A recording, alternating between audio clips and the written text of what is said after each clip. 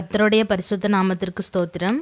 எங்களுடைய இந்த சேனல் மூலமாக வேதத்தை படிக்க முடியாமலும் படிக்க தெரியாமலும் இருக்கின்ற அனைவருக்கும் ஒரு வருடத்திற்குள் முழு வேதாகமத்தையும் படித்து முடிப்பதற்கான முயற்சியில் தினமும் காலையில் 5 மணிக்கு எங்கள் சேனலில் வருகின்ற வேத வாசிப்பு வீடியோவை ஒவ்வொரு நாளும் தவறாமல் கடைசி வரை கேட்பதன் மூலம் கண்டிப்பாக இந்த வருடத்திற்குள் முழு வேதாகமத்தையும் ஒரு முறை படித்து விடலாம். இன்றைக்கு நாம் படிக்க இருக்கின்ற வேத பகுதியை ஜெபம் செய்து தொடங்கலாம். வானமும் பூமியும் படைத்த எங்கள் சர்வவல்ல ஆண்டவரே, உம்முடைய நாமம் மகிமைப்படுவதாக. இன்றைக்கு நாங்கள் படிக்க இருக்கின்ற வேத பகுதியை புரிந்து கொண்டு விளக்கங்களை அறிந்து கொள்ள உதவி செய்யுங்க பிதாவே. ஆமேன். வேத வாசிப்பு நாள் 20. யாத்திராகமம் அதிகாரம் 25 28 வரை. யாத்திராகமம் அதிகாரம் 25. கர்த்தர் மோசேயை நோக்கி, இஸ்ரவேல் புத்திரர் எனக்கு காணிக்கையை கொண்டு வரும்படி அவர்களுக்கு சொல்லு. மனப்பூர்வமாய் உற்சாகத்துடன் கொடுப்பவன் எவனோ அவனிடத்தில் எனக்கு காணிக்கையை வாங்குவீர்களாக. நீங்கள் அவர்களிடத்தில் வாங்க வேண்டிய காணிக்கையாவன: பொன்னும் வெள்ளியும் வெண்கலமும் இளநீல நூலும் இரத்தாம்பர நூலும் சிவப்பு நூலும் மெல்லிய பஞ்சு நூலும் வெள்ளாட்டு மயிரும் சிவப்பு தீர்ந்த ஆட்டுக்கடா தோலும் தகசு தோலும் சீத்திம் மரமும் விளக்கெண்ணையும் அபிஷேக தைலத்துக்கு பரிமள வர்க்கங்களும் தூபத்துக்கு சுகந்த வர்க்கங்களும் ஏபோத்திலும் மார்பதக்கத்திலும் பதிக்கும் கோமேதக கற்களும் இரத்தினங்களுமே. அவர்கள் நடுவிலே நான் வாசம் பண்ண எனக்கு ஒரு பரிசுத்த ஸ்தலத்தை உண்டாக்குவார்களாக. நான் உனக்கு காண்பிக்கும் வாசஸ்தலத்தின் மாதிரியின்படியும் அதனுடைய எல்லா தட்டுமுட்டுகளின் மாதிரியின்படியும் அதை செய்வீர்களாக. சீத்திம் மரத்தினால் ஒரு பெட்டியை பண்ண கடவர்கள். அதன் நீளம் 2.5 முழமும் அதன் அகலம் 1.5 முழமும் அதன் உயரம் 1.5 முழமுமாயிருப்பதாக. அதை எங்கும் பசும்பொன் தகட்டால் மூடுவாயாக. நீ அதன் உட்புறத்தையும் வெளிப்புறத்தையும் அதனால் மூடி அதன் மேல் சுற்றிலும் பொன்னினால் திறனையை உண்டாக்கி அதற்கு 4 பொன் வளையங்களை வார்ப்பித்து அவைகளை அதன் 4 மூலைகளிலும் போட்டு ஒரு பக்கத்தில் 2 வளையங்களும் மறுபக்கத்தில் 2 வளையங்களும் இருக்கும்படி தைத்து சீத்திம் மரத்தால் தண்டுகளை செய்து அவைகளை பொன் தகட்டால் மூடி அந்த தண்டுகளால் பெட்டியை சுமக்கும்படி அவைகளை பெட்டியின் பக்கங்களில் இருக்கும் வளையங்களிலே பாய்ச்ச கடவாய். அந்த தண்டுகள் பெட்டியிலிருந்து கழற்றப்படாமல் அதன் வளையங்களிலேயே இருக்க வேண்டும். நான் உனக்கு கொடுக்கும் சாட்சி பிரமாணத்தை அந்த பெட்டியிலே வைப்பாயாக. பசும்பொன்னினாலே கிருபாசனத்தை பண்ணுவாயாக. அது 2.5 முழ நீளமும் 1.5 முழ அகலமுமாய் இருக்க கடவது. பொன்னினால் 2 கேருபீன்களை செய்வாயாக. பொன்னை தகடாய் அடித்து அவைகளை செய்து கிருபாசனத்தின் 2 ஓரங்களிலும் வைப்பாயாக. ஒரு புறத்து ஓரத்தில் ஒரு கேருபீனையும் மறுபுறத்து ஓரத்தில் மற்ற கேருபீனையும் பண்ணிவை. அந்த கேருபீன்கள் கிருபாசனத்தின் 2 ஓரங்களிலும் அதனோடே ஏக வேலையாயிருக்கும்படி அவைகளை பண்ண கடவாய். அந்த கேருபீன்கள் தங்கள் செட்டைகளை உயர விரித்து தங்கள் செட்டைகளால் கிருபாசனத்தை மூடுகிறவைகளும் ஒன்றுக்கொன்று எதிர்முகம் உள்ளவைகளுமாய் இருக்க கடவது. கேருபீன்களின் முகங்கள் கிருபாசனத்தை நோக்குகிறவைகளாய் இருப்பதாக. கிருபாசனத்தை பெட்டியின் மீதில் வைத்து பெட்டிக்குள்ளே நான் உனக்கு கொடுக்கும் சாட்சி பிரமாணத்தை வைப்பாயாக. அங்கே நான் உன்னை சந்திப்பேன். கிருபாசனத்தின் மீதிலும் சாட்சி பெட்டியின் மேல் நிற்கும் 2 கேருபீன்களின் நடுவிலும் இருந்து நான் இஸ்ரவேலின் புத்திரருக்காக உனக்கு கற்பிக்கப் போகிறவைகளை எல்லாம் உன்னோடே சொல்லுவேன். சீத்திம் மரத்தால் ஒரு மேஜையையும் பண்ணுவாயாக. அது 2 முழ நீளமும் 1 முழ அகலமும் 1.5 முழ உயரமுமாய் இருக்க கடவது.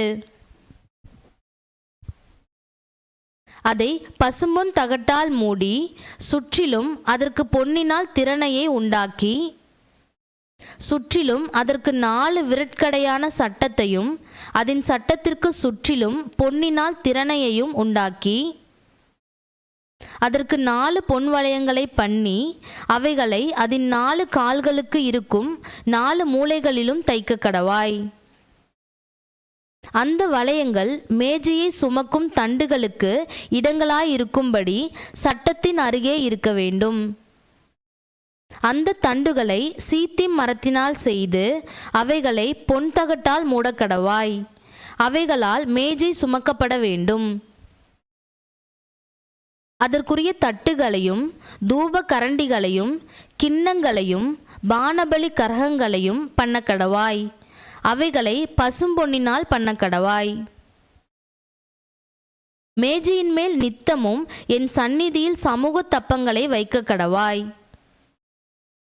பசும்பொன்னினால் ஒரு குத்து விளக்கையும் உண்டாக்குவாயாக. அது பொன்னினால் அடிப்பு வேலையாய் செய்யப்பட வேண்டும்.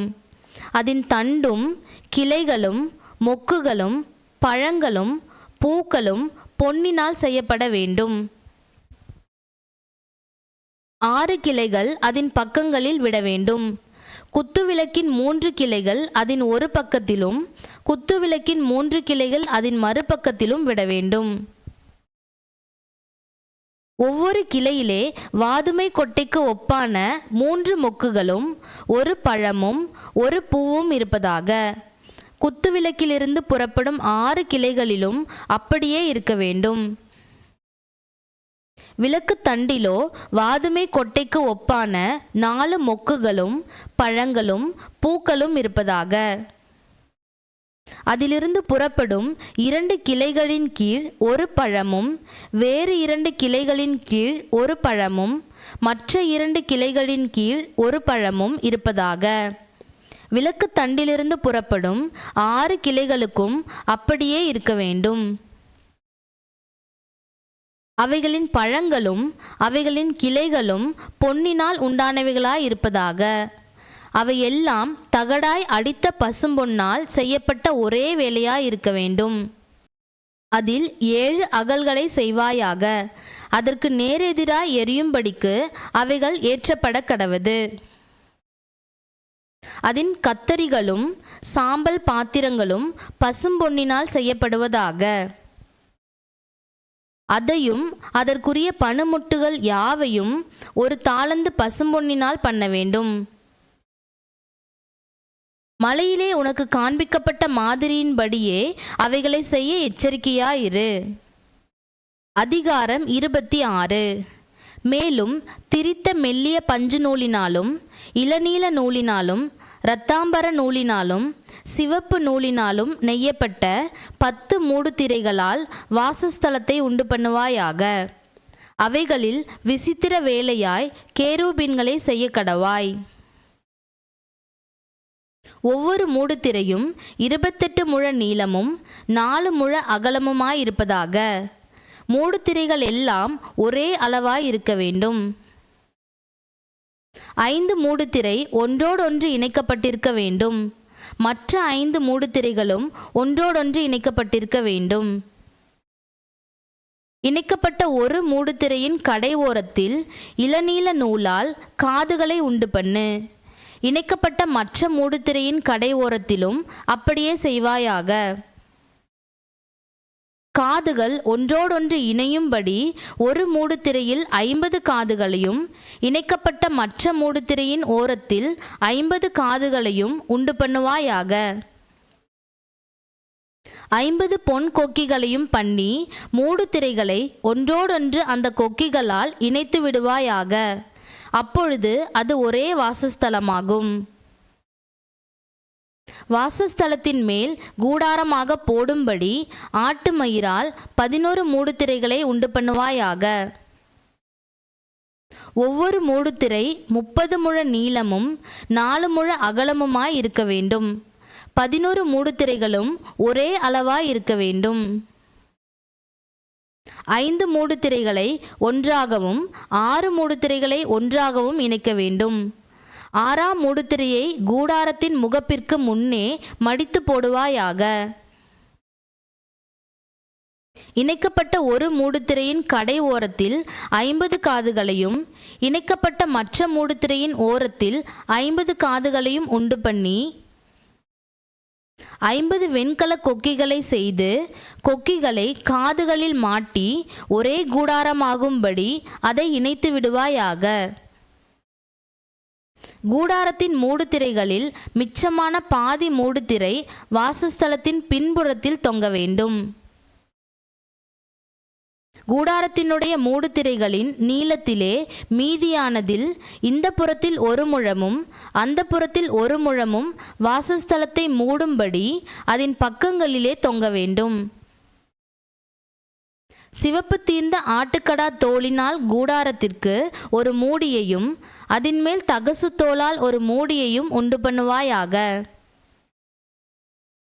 வாசஸ்தலத்துக்கு நிமிர்ந்து நிற்கும் பலகைகளையும் சீத்திம் மரத்தால் உண்டு பண்ணுவாயாக. ஒவ்வொரு பலகையும் 10 முழ நீளமும் 1.5 முழ அகலமுமாய் இருக்க வேண்டும். ஒவ்வொரு பலகைக்கும் ஒன்றோடொன்று ஒத்து இசைந்திருக்கும் 2 கழுந்துகள் இருக்க வேண்டும். வாசஸ்தலத்தின் பலகைகளுக்கெல்லாம் இப்படியே செய்வாயாக. வாசஸ்தலத்துக்காக செய்யப்படுகிற பலகைகளில் 20 பலகை தெற்கே தென்திசைக்கு எதிராக நிற்க கடவது. அந்த 20 பலகைகளின் கீழே வைக்கும் 40 வெள்ளி பாதங்களை உண்டு பண்ணுவாயாக. ஒரு பலகையின் கீழ் அதன் 2 கழுந்துகளுக்கும் 2 பாதங்களும், மற்ற பலகையின் கீழ் அதன் 2 கழுந்துகளுக்கும் 2 பாதங்களும் இருக்க வேண்டும். வாசஸ்தலத்தின் மறுபக்கமாகிய வடபுறத்திலும் 20 பலகைகளையும் அவைகளின் கீழ் 40 வெள்ளி பாதங்களையும் உண்டு பண்ணுவாயாக. ஒரு பலகையின் கீழ் 2 பாதங்களும் மற்ற பலகையின் கீழ் 2 பாதங்களும் இருக்க வேண்டும். வாசஸ்தலத்தின் மேற்புறத்திற்கு 6 பலகைகளையும் வாசஸ்தலத்தின் இரு பக்கத்திலும் உள்ள மூலைகளுக்கு 2 பலகைகளையும் உண்டு பண்ணுவாயாக. அவைகள் கீழே இசைக்கப்பட்டிருக்க வேண்டும். மேலேயும் ஒரு வளையத்தினால் இசைக்கப்பட்டிருக்க வேண்டும். 2 மூலைகளுக்கும் அப்படியே இருக்க வேண்டும்.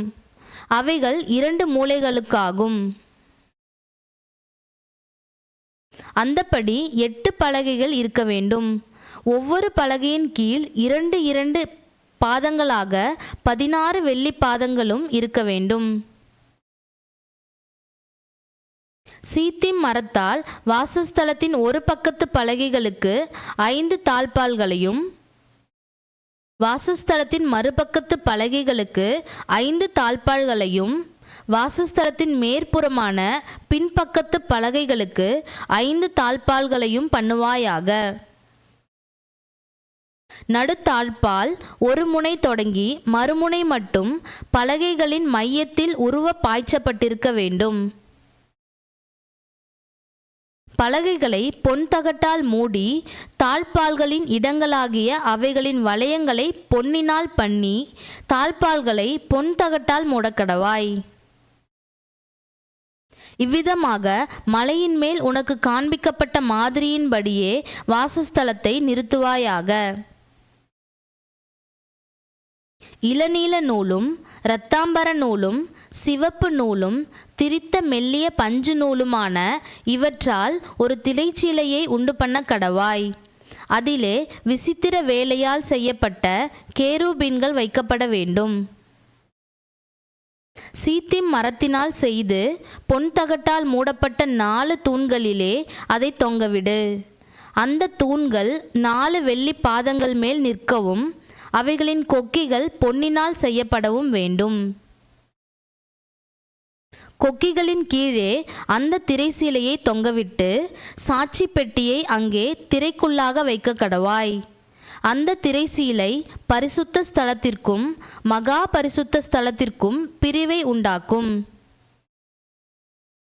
மகா பரிசுத்த ஸ்தலத்திலே சாட்சி பெட்டியின் மீதில் கிருபாசனத்தை வைப்பாயாக.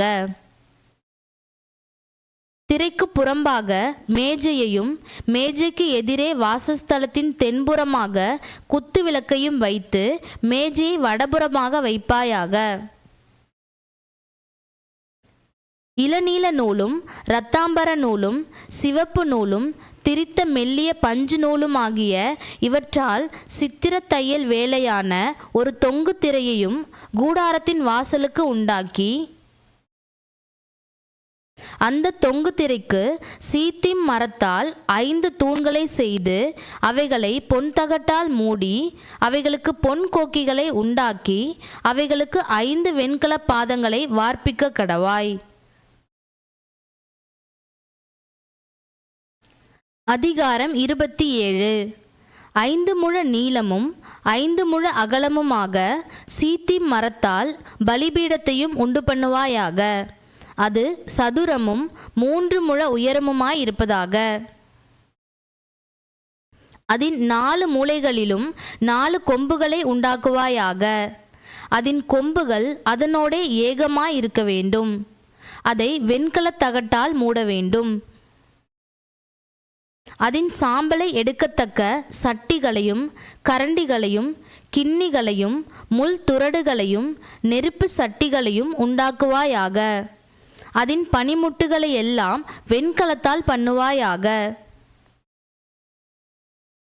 வலைப்பின்னல் போன்ற ஒரு வெண்கல சல்லடையை பண்ணி அந்த சல்லடையின் 4 மூலைகளிலும் 4 வெண்கல வளையங்களை உண்டாக்கி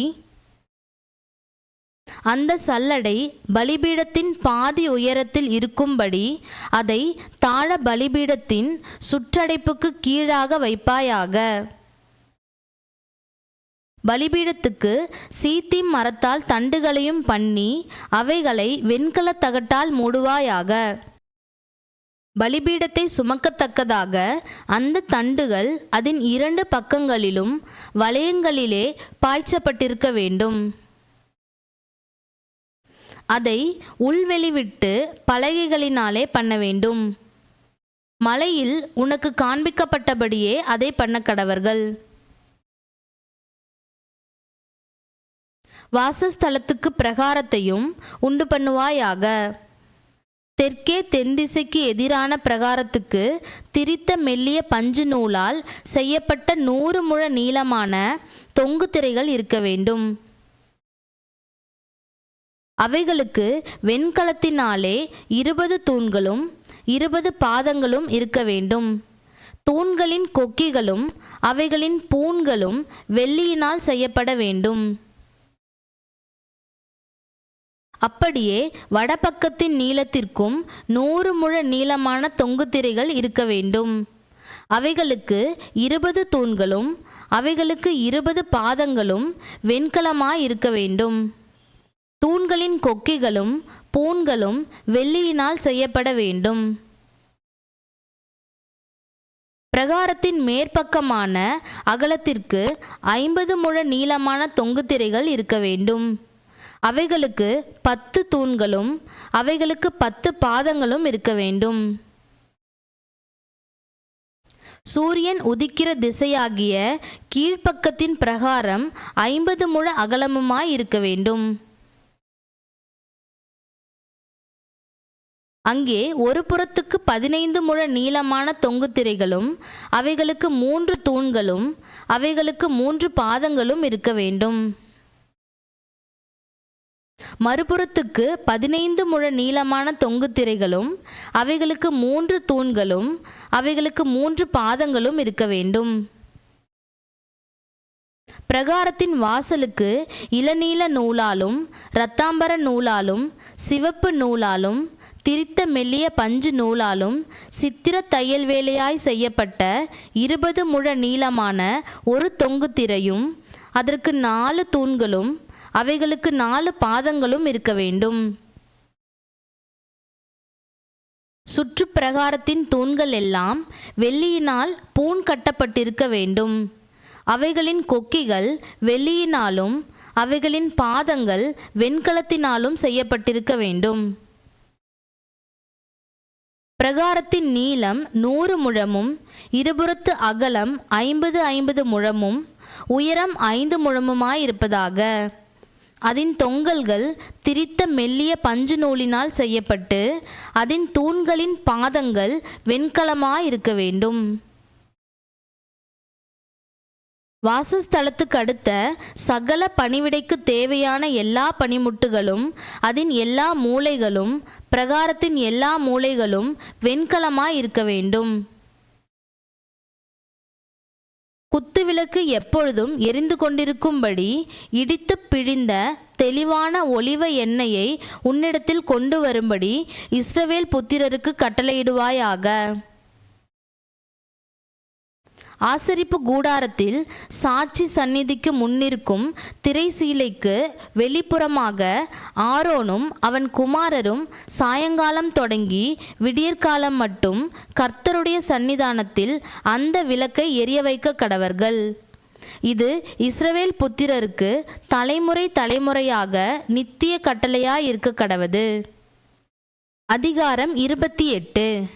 உன் சகோதரனாகிய ஆரோன் எனக்கு ஆசாரிய ஊழியம் செய்யும்படிக்கு நீ ஆரோனையும் அவனோடே கூட அவன் குமாரராகிய நாதாப், அபியூ, எலெயாசார், இத்தாமார் என்னும் ஆரோனின் குமாரரையும் இஸ்ரவேல் புத்திரரிலிருந்து பிரித்து உன்னிடத்தில் சேர்த்துக்கொள்வாயாக. உன் சகோதரனாகிய ஆரோனுக்கு மகிமையும் அலங்காரமுமாய் இருக்கும் பொருட்டு பரிசுத்த வஸ்திரங்களை உண்டு பண்ணுவாயாக.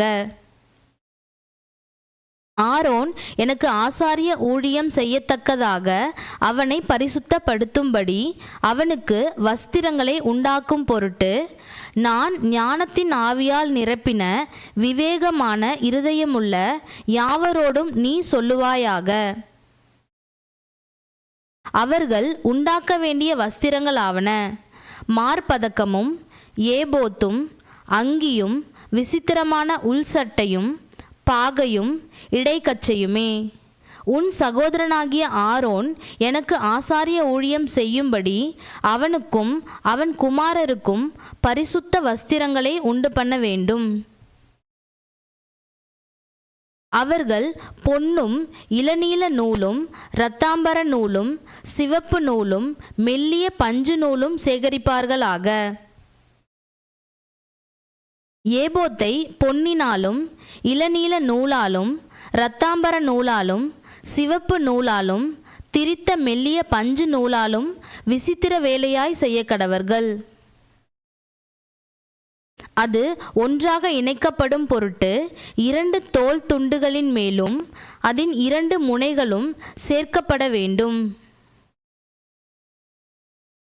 அந்த ஏபோத்தின் மேல் இருக்க வேண்டிய விசித்திரமான கச்சை அந்த வேலைக்கு ஒப்பாகவே பொன்னினாலும் இளநீல நூலாலும் இரத்தாம்பர நூலாலும் சிவப்பு நூலாலும் திரித்த மெல்லிய பஞ்சு நூலாலும் பண்ணப்பட்டு அதனோடே ஏகமாயிருக்க வேண்டும்.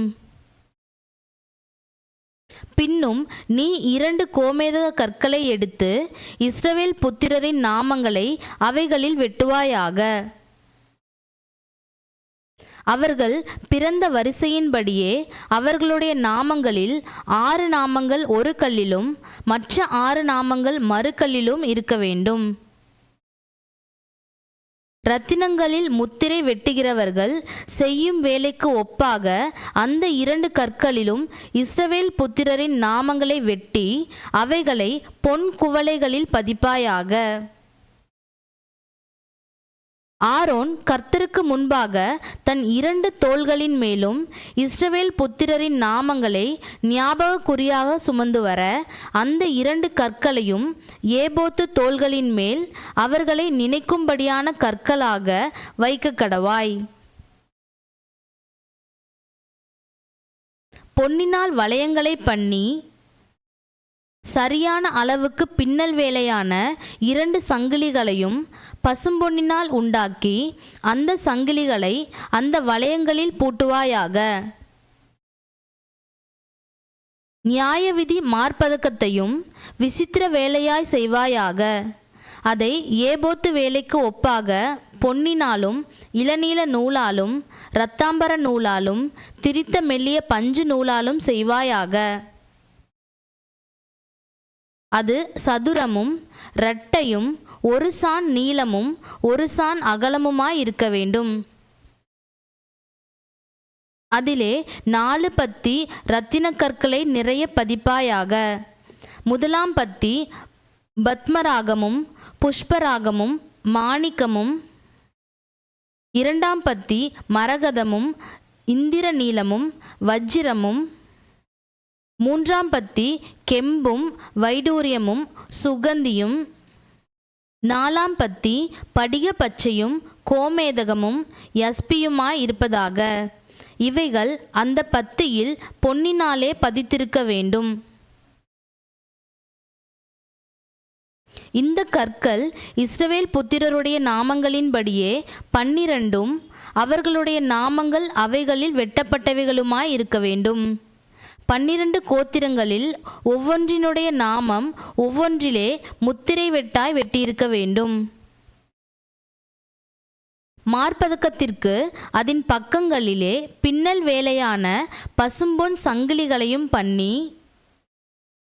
அந்த மார்பதக்கத்திற்கு 2 பொன் வளையங்களையும் பண்ணி, அந்த 2 வளையங்களையும் மார்பதக்கத்தின் 2 பக்கங்களிலே வைத்து, பொன்னினால் செய்த அந்த 2 பின்னல் வேலையான சங்கிலிகளையும் மார்பதக்கத்தின் பக்கங்களில் இருக்கிற 2 வளையங்களில் மாட்டி, அவ்விரண்டு பின்னல் வேலையான சங்கிலிகளின் 2 நுனிகளை ஏபோத்து தோல் துண்டின் மேல் அதன் முன்புறத்தில் இருக்கிற 2 வளையங்களில் மாட்டுவாயாக. நீ 2 பொன் வளையங்களை பண்ணி அவைகளை ஏபோத்தின் கீழ்ப்புறத்திற்கு எதிரான மார்பதக்கத்தினுடைய மற்ற 2 பக்கங்களிலும் அதனுடைய ஓரத்திற்குள்ளாக வைத்து, வேறே 2 பொன் வளையங்களை பண்ணி அவைகளை ஏபோத்தின் முன்புறத்து 2 கீழ்ப்பக்கங்களில் அதன் இணைப்புக்கு எதிராகவும் ஏபோத்தின் விசித்திரமான கச்சைக்கு மேலாகவும் வைத்து, மார்பதக்கம் ஏபோத்தின் விசித்திரமான கச்சைக்கு மேலாக இருக்கும்படிக்கும் அது ஏபோத்திலிருந்து நீங்காதபடிக்கும் அதை அதன் வளையங்களால் ஏபோத்து வளையங்களோடே இளநீல நாடாவினால் கட்ட வேண்டும். ஆரோன் பரிசுத்த ஸ்தலத்திற்குள் பிரவேசிக்கும் போது இஸ்ரவேல் புத்திரரின் நாமங்களை தன் இருதயத்தின் மேலிருக்கும் நியாயவிதி மார்பதக்கத்திலே கர்த்தருடைய சந்நிதானத்தில் ஞாபகக்குறியாக எப்பொழுதும் தரித்து கொள்ள கடவன். நியாயவிதி மார்பதக்கத்திலே ஊரும் தும்மீம் என்பவைகளை வைப்பாயாக. ஆரோன் கர்த்தருடைய சந்நிதானத்தில் பிரவேசிக்கும் போது அவைகள் அவன் இருதயத்தின் மேல் இருக்க வேண்டும். ஆரோன் தன் இருதயத்தின் மேல் இஸ்ரவேல் புத்திரருடைய நியாய விதியை கர்த்தருடைய சந்நிதானத்தில் எப்பொழுதும் தரித்து கொள்ள வேண்டும். ஏபோத்தின் கீழ் அங்கியை முழுவதும் இளநீல நூலால் உண்டாக்க வேண்டும்.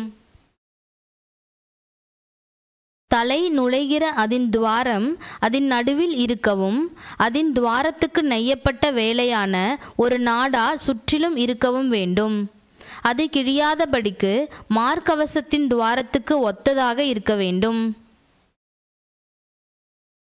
அதன் கீழோரங்களில் இளநீல நூல், இரத்தாம்பர நூல், சிவப்பு நூல் வேலையால் செய்யப்பட்ட மாதளம்பலங்களையும் அவைகளுக்கு இடையிடையே சுற்றிலும் பொன் மணிகளையும் அதன் ஓரங்களில் சுற்றிலும் தொங்கும்படி பண்ணி வைக்க வேண்டும்.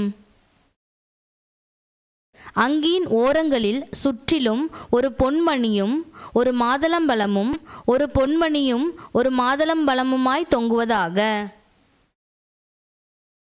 ஆரோன் ஆராதனை செய்ய கர்த்தருடைய சந்நிதியில் பரிசுத்த ஸ்தலத்துக்குள் பிரவேசிக்கும் போதும் வெளியே வரும்போதும் அவன் சாகாதபடிக்கு அதன் சத்தம் கேட்கப்படும்படி அதை தரித்து கொள்ள வேண்டும். பசும்பொன்னினால் ஒரு பட்டத்தை பண்ணி கர்த்தருக்கு பரிசுத்தம் என்று அதிலே முத்திரை வெட்டாக வெட்டி, அது பாகையில் இருக்கும்படி அதை இளநீல நாடாவினால் பாகையின் முகப்பிலே கட்டுவாயாக. இஸ்ரவேல் புத்திரர் தங்கள் பரிசுத்த காணிக்கைகளாக படைக்கும் பரிசுத்தமானவைகளின் தோஷத்தை ஆரோன் சுமக்கும்படி அது ஆரோனுடைய நெற்றியின் மேல் இருப்பதாக. கர்த்தருடைய சந்நிதியில் அவர்கள் அங்கீகரிக்கப்படும்படி அது எப்பொழுதும் அவன் நெற்றியின் மேல் இருக்க வேண்டும். மெல்லிய பஞ்சு நூலால் விசித்திரமான உள்சட்டையும் மெல்லிய பஞ்சு நூலால் பாகையையும் உண்டாக்கி இடைக்கச்சையை சித்திர தையல் வேலையாக பண்ணுவாயாக. ஆரோனுடைய குமாரருக்கும் மகிமையும் அலங்காரமாய் இருக்கும் பொருட்டு அங்கிகளையும் இடைக்கச்சைகளையும் குல்லாக்களையும் உண்டு பண்ணுவாயாக.